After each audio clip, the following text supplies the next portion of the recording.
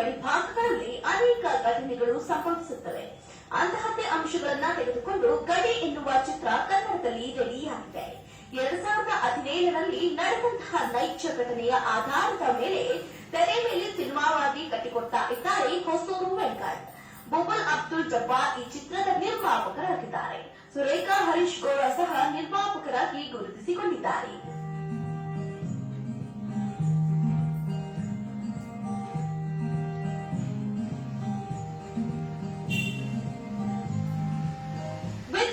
ನಾಯಕನಾಗಿದ್ರೆ ಧರಣಿ ಚಿತ್ರದ ನಾಯಕಿ, ಉಳಿದಂತೆ ಶಶಾಂಕ್, ಮನೋಜ್, ಸಂದೀಪ್, ರಂಜಿತಾ, ಟೋನಿ, ಮಲ್ಲು, ವಿಜಿ, ನಂದಿನಿ ಮುಂತಾದವರು ಅಭಿನಯಿಸಿದ್ದಾರೆ. ಸುನಿಲ್ ಹರದೂರು ಸಾಹಿತ್ಯದ ಗೀತೆಗಳಿಗೆ ಅನಿಲ್ ವಿಜಯ್ ಸಂಗೀತ ಸಂಯೋಜಿಸಿದ್ದಾರೆ. ಇನ್ನು ಛಾಯಾಗ್ರಹಣ ಸೆಲ್ವಕುಮಾರ್, ನೃತ್ಯ ತಂಬಿ ಶಿವ, ಪವರ್ ಶಿವ, ಸಾಹಸ ರಾಕೆಟ್ ವಿಕ್ರಮ್ ಅವರದಾಗಿದೆ. ಬೆಂಗಳೂರು, ಮೈಸೂರು, ಉಡುಪಿ ಕಡೆಗಳಲ್ಲಿ ಚಿತ್ರೀಕರಣ ನಡೆಸಲಾಗಿದೆ. DS Yatish, film bureau, Rajiv.